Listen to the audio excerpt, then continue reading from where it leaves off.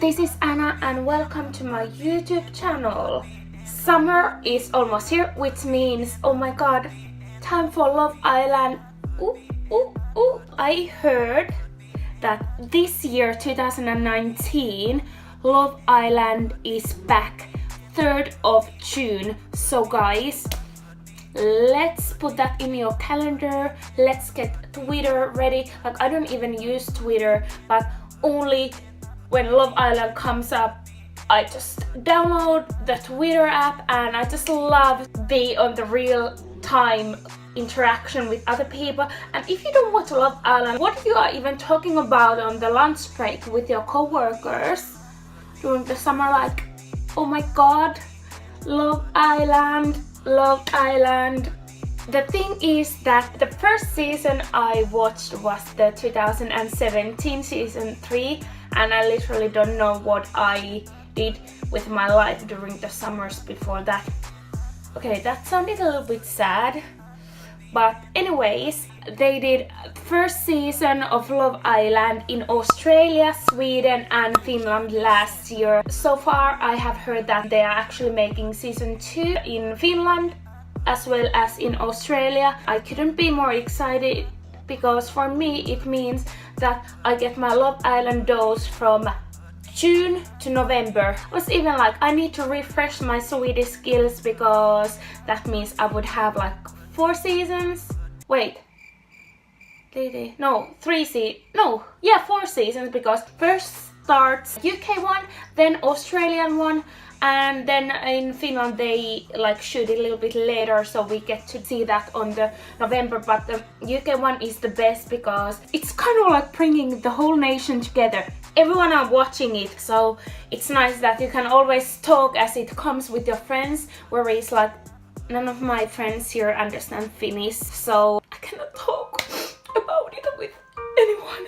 Tragic. What I tried to do last year, like educate my friends about what is going on in the Finnish ones, but it's not the same. It's not the same. I get often asked, Anna, would you go on Love Island, or why you don't go to Love Island? Those who don't know, I actually have a background in TV production. I used to study reality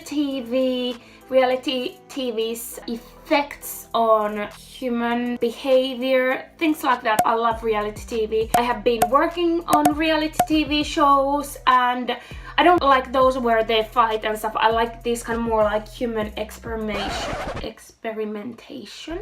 I'd rather work in production than in front of the camera, and here are a couple of reasons why it would be the worst idea for me to go in Love Island. First of all, the coupling where the girls are lined up and then all the guys come. Bless the guys, how they have the courage. I actually started watching the first season of Love Island, and there is actually the guys who are standing and picking from the girls, but I like this way, right? I would feel so bad if no one would like go forward for them. I would feel traumatized. But as a girl, let's see the lineup. It's similar for me than when you go to do some shopping. If you go to shop for shoes, for example, you are not going to first store and buy the first pair of shoes you see. No, you want to see what is out there to make sure that you actually got the best pair of shoes, right? So the same is with guys. I would probably just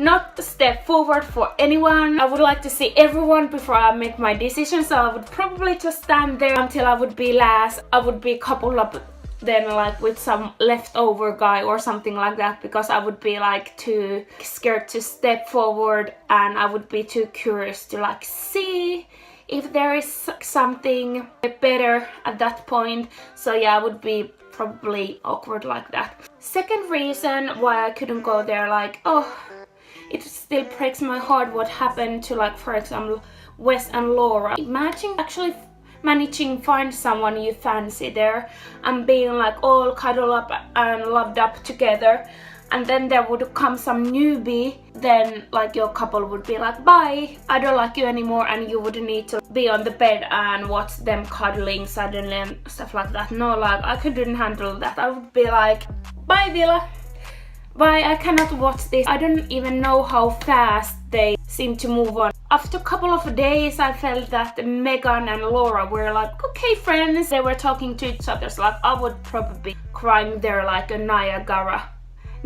Falls. If I probably like someone, yeah, I think it would be too hard for me to just watch from the side, you know, so no, I couldn't do that. Third one is the tasks. The most traumatizing task they have done there, in my opinion, is where they need to transfer the dish from the other side through their mouths and spit, like smashed potatoes, drinks to each other's mouths. That's, oh my god, and I'm traumatized already. When I was like 14, we had this game. Why actually we had this kind of... Sorry, the battery died. So yeah, I don't know why we have this kind of thing at school, but we were in line and we had an egg and we needed to take from other person's mouth and give it to another one. And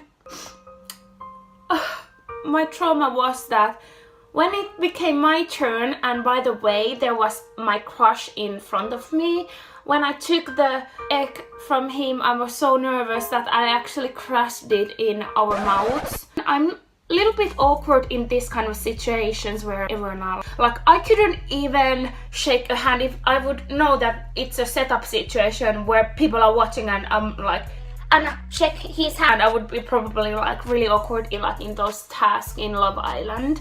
Not to mention about kissing and stuff. Then the other thing is the cameras in Love Island are so precise. I have heard they use those cameras like in a big football matches. They can see into your soul almost, like they can see your pores and stuff. I would be like so self-conscious all the time. Even during the night, there's no mercy. They all look so cute when they go to sleep. No, I would probably be like my mouth open, really ugly duckly. I need my moment to look ugly in peace, and one of my best times of the day is to come home and look ugly in peace. Don't know if I would feel like peaceful to look really ugly duckly in front of the whole UK nation. First couple of nights when everyone are new, maybe the bedroom is like little bit camp feeling, but can you imagine if you haven't found someone there?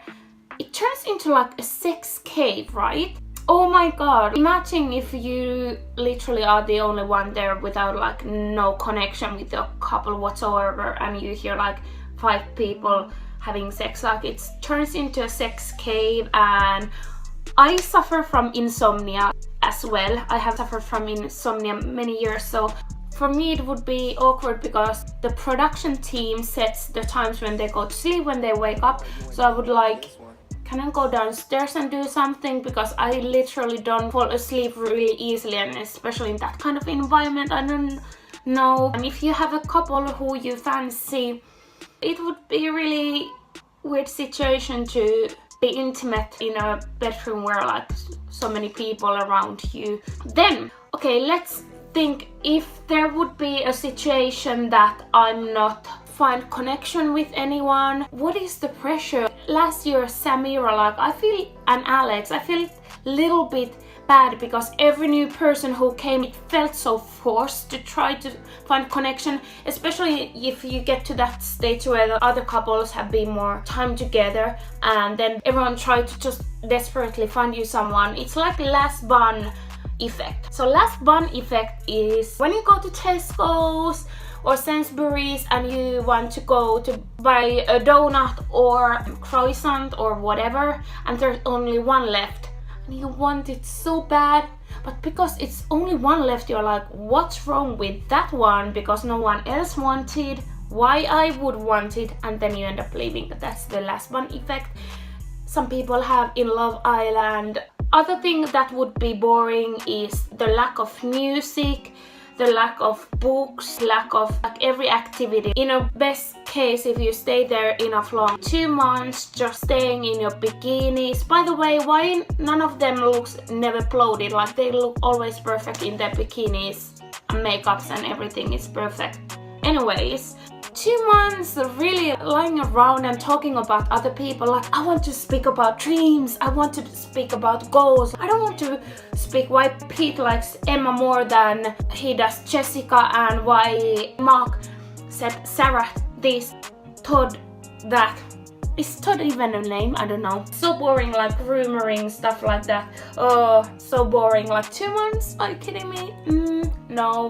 In a summary, I think Love Island is funny to watch, good entertainment, but no, I wouldn't be able to be there as a contestant. I would be so awkward. There's many good things that you can get out of it, obviously, but then you need to always think also the downside of it. It is mentally really draining, and basically not everything what is on social media represent the reality they need to face. You need to be really strong, and I like my privacy. They have been talking about doing better aftercare, things like that, and I think that's so important, because the way you are represented in that show will affect how many people perceive you. We all have our good and bad features, and that kind of show doesn't give you a realistic picture. So if you decide to go to that kind of show, just take in consideration the worst aspects, and if you are able to deal with them, rather than just thinking all about the great things, so you can prepare yourself for the thing. Okay guys, thank you so much for watching this video. I hope you enjoyed it. Give a thumbs up and subscribe my channel. Make sure to tune in on ITV. Love Island season 5 starts on 3rd of June 2019, and we have 8 amazing weeks to follow. Live this Love Island season. I'm so excited. Definitely let's keep conversation flowing. I cannot wait to meet the new Islanders. Have a nice day, evening, afternoon, or wherever you're watching this, and we'll see on my next video. Bye!